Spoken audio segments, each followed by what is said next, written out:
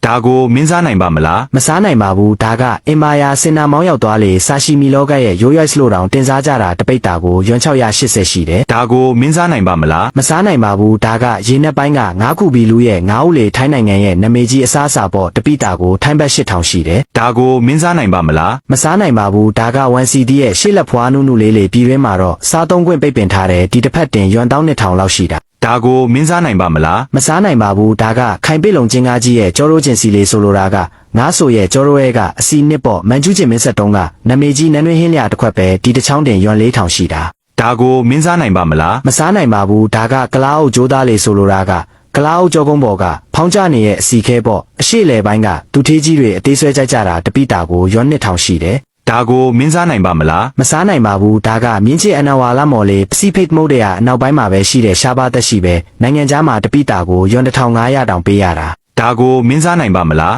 မစားနိုင်ပါဘူးဒါကထိတ်တန်းအဆင့်ကနန်းချောင်းလေအင်မာယာကနန်းကြီးရဲ့လက်မသားစစ်ကြီးရဲ့တပိတာကိုယွမ်180ပဲရှိတာဒါကိုမင်းစားနိုင်ပါမလားဘာလို့စားရမှာလဲညီအကိုရမင်းကန်ပွင့်တော့မှာဒါကတကယ်ကိုတွေ့ရခဲ့လာတဲ့ရွှေရောင်ငကားနီငါးကိုဒီချိန်မှာအသေးမပေးပဲကြော်မသွားနဲ့ဦးမဟုတ်ရင်2026ခုနှစ်မှာကန်တွေအုံတိုင်းတိုင်းပွင့်ပြီးတောက်လျှောက်အကြီးကျယ်ချမ်းသာတော့မှာနော်ဒီဦးကိုစားလို့ရလား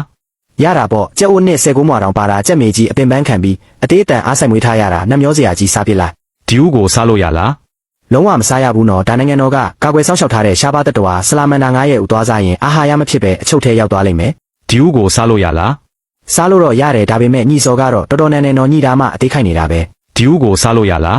းဒါကတော့ရှေဘော့တောရွာမှာတဘာဝအတိုင်းလွတ်ကြောင်းထားတဲ့ဘဲဥစစ်စစ်အယောင်ကရဲတောက်ရတာပဲစားဘူးတဲ့လူတိုင်းသိတယ်ရှာမရှာတဲ့အရာတာဒီဦးကိုစားလို့ရလားစားလို့ရပါတယ်ဒါကြက်မကြီးအစားမလို့အနှစ်ကအဖြူရောင်ဖြစ်သွားတာအယောင်ကျွတ်ထားတာမဟုတ်ဘူးနော်အာဟာရချိုးတဲ့လို့ဖြူဖြော့သွားတာစားတာစားဒီဦးကိုစားလို့ရလားဒါငက်ကလအုပ်လေးစားလို့ရတာပေါ့အီအီလေးနဲ့ညီနဲ့လဲလုံးဝမနံဘူးတစ်လုံးစားရင်3ရက်လောက်ပိုက်ပြီတယ်ဒီဦးကိုစားလို့ရလားမေခဲပေါင်းဒါကြပိုးကြီးလေဗျာဘက်တီးရီးယားနဲ့တန်ကောင်တွေအုံလိုက်ကျင်းလိုက်ပါတာတေချာတဲ့စားရင်ဝမ်းလျှော့ယုံတင်မကဘူးဆေးရုံမှာတက်ရမယ်ဒီဦးကိုစားလို့ရလားဒါမြင်နာနဲ့ဖိနှက်နဲ့တာတက်နှင်းချေပြစ်လိုက်ဒါလဲကနန်းခီဦးလေတန်ကောင်နဲ့ပိုးမွားအန်ရဲ့အမြင့်ဆုံးပဲတွေ့တဲ့နေရာအကုန်လိုက်နှင်းပြီဒီဦးကိုစားလို့ရလားစားလို့ရတယ်ဗျဒါဝိုက်ကျိတ်လို့ခေါ်တဲ့လက်ပြခီဦးစားလိုက်ရင်ခံတွင်းထဲမှာငါးဦးတောက်တလို့မျိုးတစ်ဖြောက်ဖြောက်နဲ့အရသာကရှယ်ပဲဒီဦးကိုစားလို့ရလားစားလို့ရယုံတင်မကဘူးအာဟာရဓာတ်ကအမဲသားထက်တောင်အစပေါင်းများစွာပိုများသေးတယ်ဆေးဖက်လဲဝင်နေနော်ဒီဦးကိုစားလို့ရလားဒါကတော့သွားမစားနဲ့ဦးဒါငမန်းဥပြမျိုးတော့မဲ့အနေရရှိလို့ကာကွယ်ထားတဲ့အထဲပါတာမို့လို့မစားရပါဘူးဒီဦးကိုစားလို့ရလာ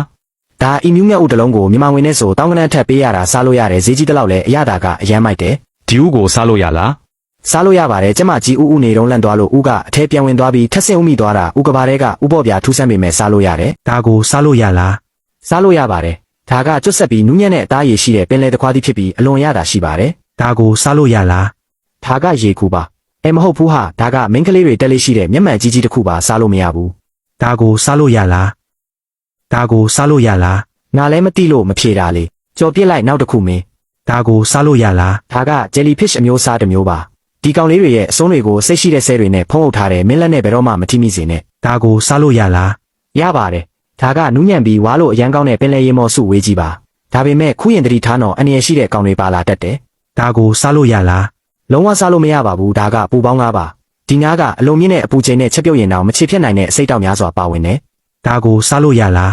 းဒါကိုတော့မသိဘူးလားတမ္မချုပ်ဆိုတဲ့အကောင်ပါသူ့ရတာကချုံငိမ်ပြီးပစက်ထဲမှာတင်အကြီးပြောပြီးအရတာရှိတယ်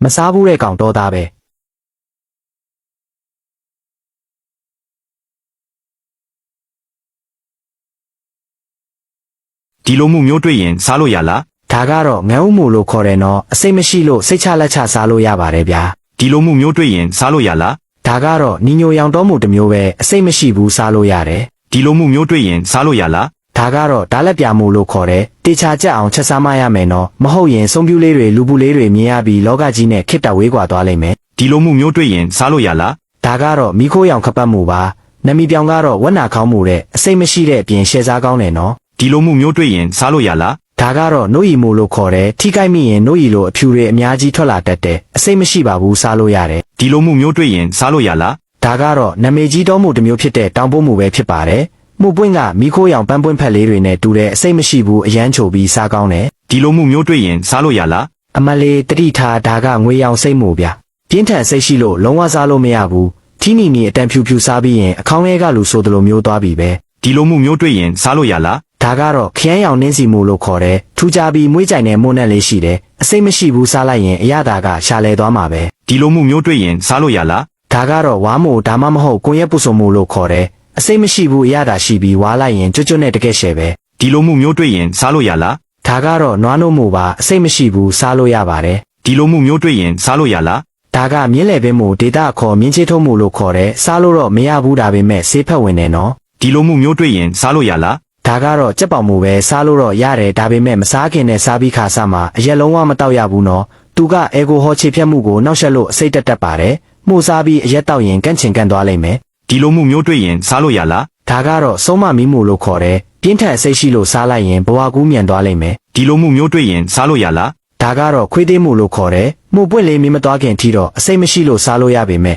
မီးသွားပြီဆိုရင်တော့အစိတ်ရှိလို့လုံးဝမစားရတော့ဘူးနော် ဒီလိုမှုမျိုးတွေ့ရင်စားလို့ရလား ဒါကတော့ငါးဝမှုလို့ခေါ်တယ်အစိတ်မရှိဘူးစားလို့ရတယ်အရသာကနူးညံ့ပြီးသူ့ဘာသာတဘာဝအနက်မွေးမွေးလေးရှိတယ် ဒီလိုမှုမျိုးတွေ့ရင်စားလို့ရလား ဒါကတော့မှုန်နီလေးပါအစိတ်မရှိဘူးစားလို့ရပါတယ် ဒီလိုမှုမျိုးတွေ့ရင်စားလို့ရလား ဒါကတော့ကြက်စီမှုပါနူးညံ့အိဆက်ပြီးအစိတ်မရှိဘူးစားလို့ရတယ် ဒီလိုမှုမျိုးတွေ့ရင်စားလို့ရလား ဒါကတော့တွေးထွက်သွားမှုလို့ခေါ်တယ်အရသာကအရန်ဆက်ပြီးခါလုံးလို့မစားဖို့အကြံပြုချင်ပါတယ် ဒီလိုမှုမျိုးတွေ့ရင်စားလို့ရလား ဒါကတော့တစ်ဆွေးမှုပါမျက်နှာပြင်မှာအကြည့်ချွဲလေးတွေပါပြီးတစ်တုံးဆွေးတွေပေါ်မှာပေါက်တက်တယ်အရသာကနူးညံ့ချောမွေးလို့စက်သားနဲ့စွပ်ပြုတ်လို့တောက်ရင်ကောင်းကင်ဘုံရောက်သွားစေရမယ် ဒီလိုမှုမျိုးတွေ့ရင်စားလို့ရလား ဒါကတော့ရွှေရောင်မှုပွင့်ကြီးဒေတာခေါ် ICU မှုပဲဖြစ်ပါတယ်အလွန်ပြင်းထန်တဲ့အစိမ့်မှုဖြစ်လို့ဒါကိုစားမိရင်တော့ဘဝရဲ့ဝိလေကြောင်ပတ်လန်းတွေကိုကြော်ပြီးအောက်လန်းကနေအသက်50စောပြီးဘဝကူးသွားပါလိမ့်မယ် ဒီဟင်းမျိုးငါစားနိုင်ပါမလား ရတာပေါ့ဒါရှန်ဟိုင်းဆိုင်ကပေါင်းထားတဲ့ငမြင့်ချင်းလေတစ်ကောင်မှ3000ဝန်းကျင်ပဲဒေါ်လာ3000ပြောတာ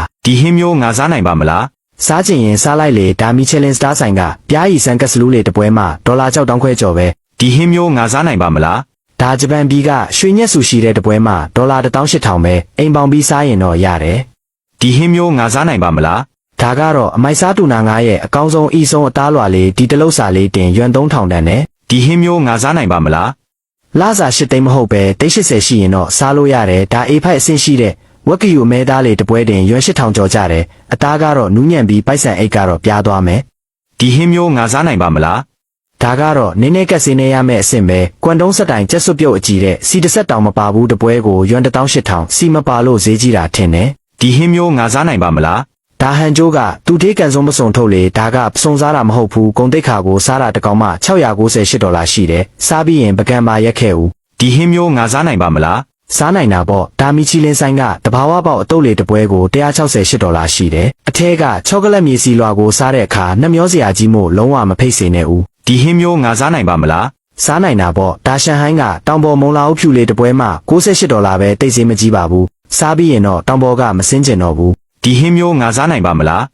မင်းအာခေါင်ပေါက်တာမကြောက်ရင်တော့စားလိုက်လေဒါသွားကြထိုးတဲ့အသားကင်တဲ့တလုံးကိုက်လိုက်တာနဲ့တစ်ဆက်တစ်ခုလုံးအပေါက်တွေကြီးပဲဖြစ်သွားမယ်